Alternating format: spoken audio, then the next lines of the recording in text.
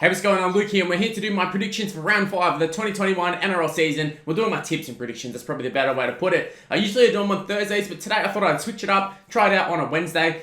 So if any of the team lists or if I'm talking about things that are a little bit outdated, that's the reason why. Now, there's plenty of good matchups to talk about this week. Obviously, last week was a round where there was a lot of mismatches, where this week it's not so much. There's some pretty decent games to look forward to. So let's not waste any more time. Let's go ahead and talk about those games. So kicking off the round on Thursday, it sees the South Sydney Rabbitohs hosting the Brisbane Broncos. I think it's going to be a really good one because we know the Broncos, they're capable of playing really well. And obviously, they started pretty well against the Storm. Obviously, fell away. But you got Payne Haas, who's back after another week. So he's got some more fitness under his belt. You got the Rabbitohs side who have they haven't struggled against the lower ranked sides, but obviously Bulldogs did trouble them for a little bit last week. Obviously the scoreline doesn't really reflect that. But for the first 15-20 minutes, Bulldogs were all over them. So the Broncos, I think they're a much better side than Bulldogs at this point in the season. And if they get as much possession and field position as what the Bulldogs did, I think the Broncos can actually score points. And obviously a strong point of the Bulldogs is definitely not scoring points. In fact, they don't really have any strong points. But the Broncos, they can do it. They have enough firepower to be able to do it. Still got your Milfords, you've got your Sarkos, you've got a few guys like that who can just break a game open if needed. In saying that though, the Rabbitohs are heavy favourites, and they're favourites for a reason. They have such a strong side. And while I'm talking about the Broncos being a threat to them a little bit, I'm playing devil's advocate here. I truly think the Rabbitohs are going to win this one. Got to win it quite comfortably. I think it's going to be a 13 plus for them. I just can't see it being any other way, apart from maybe the fact Cody Walker's not playing, but you got Benji Marshall stepping in. So is that really a downgrade? Is that really a downgrade? I don't know. But look, I think the Rabbitohs will get the job done. I think it's going to be a 13 plus for them. Moving on to Friday night, it's the New Zealand Warriors taking on the Manly Warringah Seagulls. This is a very, very interesting one because we have the Warriors who are playing quite decent up against Manly, who haven't been playing very well. But the thing about this game is I feel like this is the first game Manly have played where I could actually see them picking up a victory. The Warriors, although they've been good, still sort of playing away from home despite it being a home game. And I feel like if there was any game that Manly was going to get us together, I think it would be this one. Well, without Tom Trbojevic anyways. I think once he comes back in, obviously a different story. But for this one, I think they've got enough firepower in their side. I keep saying firepower. I think they've got enough star power, probably is a better way to put it. In terms of your Cherry Evans, you've got Kieran Foran, Marty Tapau. I think they've got enough to sort of match it with the Warriors for a little bit. I believe Adam Fanua-Blake's out as well. And I feel like a lot of the form that the Warriors have had, it all stems off the fact that Fanua-Blake is leading from the front. They still got Roger Tuivasa-Sheck. They still got a lot of good players. But yeah, like I said, but if there was ever a time Manly could win it, it'd be this one. But in saying that though,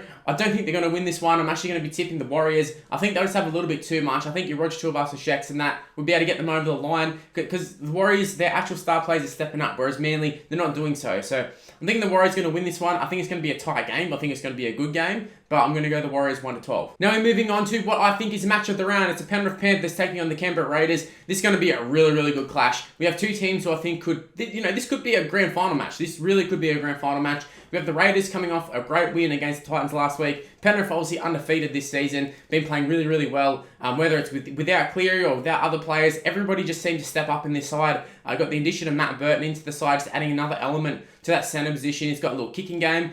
He's got some good ball playing skills. So Brian Tuwari is going to be the beneficiary of it out on the wing there. They've gone with Stephen Crichton again at fullback, but obviously we saw Charlie Staines step in the fullback position last week, and I thought he actually looked better than Crichton. So look, I think they're going to be switching out throughout the game. And yeah, I wouldn't be surprised if we see Charlie Staines as the starting fullback in the next coming weeks. But look, Crichton's there. He can do a fantastic job. I think it's going to be a great clash. The Raiders, I think they've finally found their form. They've finally hit their form. They've hit their straps in this season because I don't think it was really happening until last week. But yeah, last week they definitely did it. All those try-saving efforts over the line, last-ditch attempts, they're the things you want to see from teams at this point in the season. You want to see all those effort plays, and that's what the Raiders are doing, and they're doing them well. So I think this is going to be a really good game. And if there was ever a time for the Raiders to come into form, it's going up against Penrith. So you want to see a red-hot Raiders team up against a red-hot Panthers side, and that's exactly what we've got. And I'm expecting a really, really good clash. In terms of who's going to come out the winner, I'm going to have to go with Penrith just because they've got the form going into the game. This isn't like a one-round sort of thing where the Raiders, they were great last week, but it was only one round. And the Titans, they have been hot and cold this season themselves. So take it with a grain of salt maybe, but the Panthers, they've been outstanding. Go all the way back to last year, going on to this year. They've been fantastic for a long, long time now. So they've got the runs on the board going into this game, and I think they look as deadly as ever. So I'm going to go the Penrith Panthers 1-12. I still think it's going to be a close game, but I'm going to go 1-12. Now moving on to Super Saturday, we have the Gold Coast Titans taking on the Newcastle Knights. The Knights have been in absolutely terrible form. Their lineup is absolutely depleted. The Titans, on the other hand, sort of a disappointing loss last week, but it was a loss that I could see happening, and I think it's a loss that's going to continue to happen throughout the season. All those real top 4 clashes, I think they're going to struggle with, and I think when they take on teams like the Knights, like this week, I think they're going to absolutely belt them. For the Knights though, maybe their lineup isn't as depleted as what I think, because Callum Pong is back, the halves still look half decent. I mean, Mitchell Pearce and Kurt Mann both being out, look, it is definitely a disappointment for them, but Connor Watson and Blake Green is still a pretty formidable halves pairing. You add in that Pong is back in the side, Jaden Brayley's still there, their spine is still quite good, and I think Ponga is going to be helping out the halves a lot. So look, this Knights side, it's definitely not a sure thing that the Titans win this one, especially with how they played last week and how they've played throughout the season, being very inconsistent. We saw them lose to the Warriors, and obviously they lost last week. So it definitely is a possibility that they do lose this one. However, I can't see it happening. I think their side's too strong. It's a home game for them. Well, at least at the moment, it's a home game. Who knows with all the COVID stuff, but yeah, it's a home game for them. So back in front of their home fans, they're going to be disappointed after last week. So I can see them bouncing back quite well. And the Knights, I thought last week they'd bounce back and it didn't happen. So I can't really see it happening this week. If it didn't happen last week, it's not going to happen this week, in my opinion. So, yeah, I can see the Titans winning this one. I can see it being a tight one because I think both the lineups are still pretty strong. You have pretty good forward packs.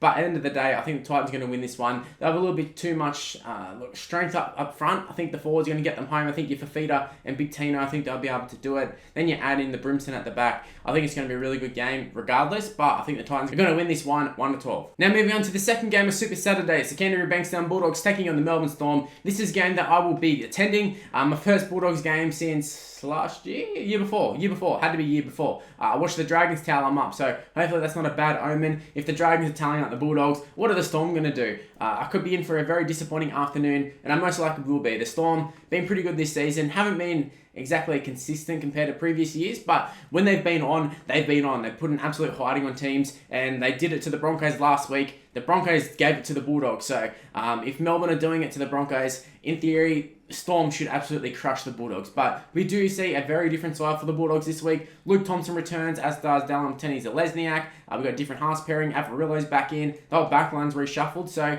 Trent Barrett's definitely not wasting his time in terms of swapping players and mixing them around.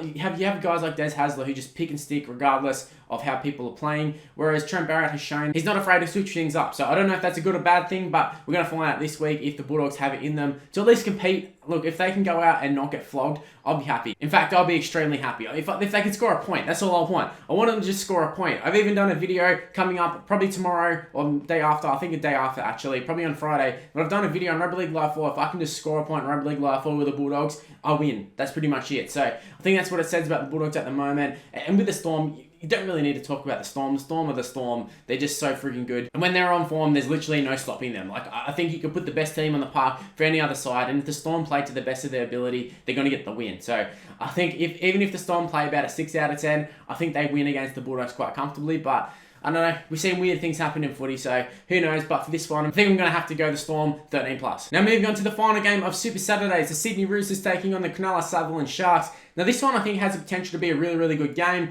You obviously have the Roosters who have been quite strong for the last couple of years, but have a few injury concerns, or a lot of injury concerns, in terms of their halves, but the halves actually did look quite decent last week. We had Sam Walker stepping up, Drew Hutchison as well, but the Sharks, they've actually been the surprise packets for me in 2021. Look, they've been quite consistent throughout the season, obviously haven't been getting all of the wins, but they did look pretty good last week. Obviously put a hiding on the Cowboys. I think we all saw it coming, but at the same time, I didn't think it'd be that strong. And actually, I touched on this in my round 4 review. In the Sharks game against the Cowboys, it went from being a tight contest to all of a sudden being an absolute blowout in the space of about 15-20 minutes. So look, I don't think that's going to be happening in this game, but the Sharks definitely do offer a lot in attack. They've got a lot of speed, they've got a lot of skill, they've got a lot of big bodies too. And I think while the Roosters still have a great side, I think the Sharks side is a lot better than the Warriors side. And despite the scoreline, I think the Roosters did struggle a little bit against the Warriors. Obviously, the Warriors had the lead at points, but obviously the Roosters ran away with it and sort of their experience took over. These Tedescos and your Morrises and stuff, they all took over and they won the game essentially. But I don't think I can see that happening against the Sharks. The Sharks are just too gritty. Their defense is too good, and their attack is good enough to sort of, once they hold out the defense, they can take advantage of it. You got your Moylan's, Chad Townsend can do it at times. He's got a pretty decent kicking game, and the rest of the side, Blake Brayley's really coming along. The forward packs were inexperienced guys who are now getting experience. So look, the Sharks, I feel like they're actually sort of coming up with a pretty formidable side. And I think that they have a side that can really trouble the Roosters because I think they're going to rely on their backs, but I think the Sharks have the backs to be able to sort of combat them and sort of hold them off. And I think that will really shake the Roosters, and I think the Sharks will actually get the victory here. I think it's going to be a close one, but I'm going to go the Sharks 1-12. I think it's a bit of a surprise one, but yeah, my first real upset of the round, probably the only upset. And I don't even know if you consider an upset these days because of how many injuries the Roosters have, but I'm picking the Sharks to win, so there you go, 1-12. Now moving on to Sunday afternoon football, it's the West Tigers taking on the North Queensland Cowboys. Now before I saw the team lineups, I was just about to say, yeah, no, I can't see the Cowboys winning this one. However, Jason Taumalolo is back, so I think he's going to be a huge inclusion for the Cowboys, and I think him single-handedly could get the job done for the Cowboys. However, it is a big risk considering he is coming off an injury, and just throwing him back in, especially after round one where they barely even played him, considering he's normally playing 80 minutes. I think he played, like 40 minutes or something, so I don't know if they're going to go with that sort of rotation or if they're going to play him how they used to, but it'd be interesting to see how they go with Taumalolo, because we only got to see them that 1 week and they got beat pretty well. So look, the Tigers, they didn't get the job done last week, but they got the job done the week before that. But last week they actually did look pretty good against the Eels, definitely competed with them, and I think Luke Brooks and Adam Dewey actually forming a pretty good halves combination. You add in Jacob Little, he's been able to find his feet at the 9. You got Dane Laurie at the back. They have a pretty good spine these days. It's something that you look at them on paper and it doesn't look like a good spine, but when you actually see them play, it's actually pretty solid. I think Luke Brooks is the weak point there, but at the same time, he's actually finding some form. So they're playing pretty well at the moment, the Tigers. Whether that will last, who knows, because I talk about the Tigers all the time and I say they're such a hard side to read because 1 week they're absolutely outstanding, the next they're not. So I don't know if this is going to be one of the weeks where they're absolutely shithouse, but I feel like even if they aren't that great, I feel like they should be able to get the job done against the Cowboys. However, like I said, Taumalolo, he just adds so much to any side. So I can see the Cowboys getting the job done here, but I'm not willing to tip him, so I'm going to go the Tigers. I'm going to go the Tigers 1-12. I think the Cowboys will actually be able to compete with this one, but it's kind of like the Manly game. If there was going to be a game where the Cowboys could win it, I think it would be this one, because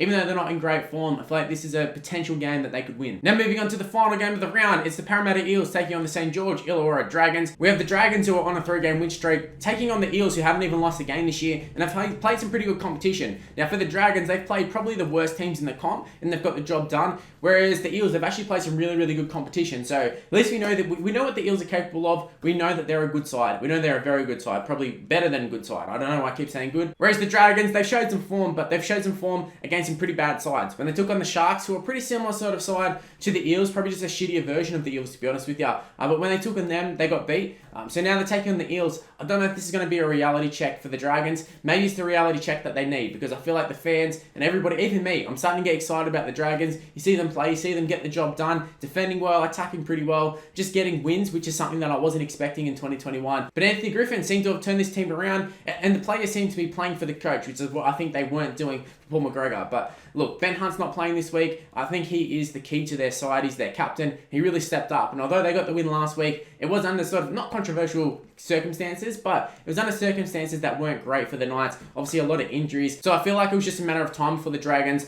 eventually ended up getting the lead and winning, just because of how many injuries the Knights actually had. Whereas the Eels, I feel like the Eels, they're just a genuinely good side. I can't see the Dragons getting the victory here. I can see the Eels just giving them a reality check, and all of a sudden the fans go quiet again, and probably go on a losing streak. I don't really know what's going to happen for the Dragons, but for the Eels, I think they're going to have a great season, and I think they're going to have way too much for the Dragons here.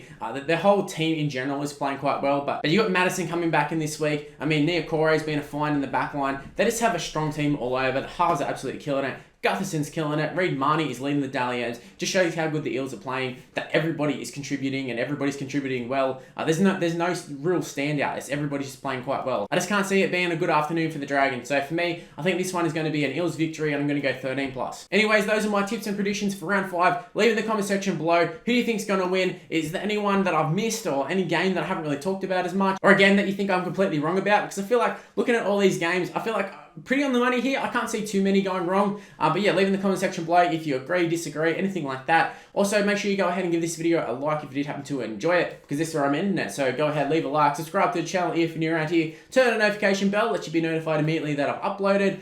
Go give me a follow on social media. It's on the screen right now. It's Mr. Luke on YT for the most part. It is Mr. Luke on Facebook, but everything else is Mr. Luke on YT. Go ahead and give me a follow, give me a like, do all that sort of stuff, and stay tuned for more content on the channel. That's where I'm ending this one. Thanks for watching, and I'll see you next time.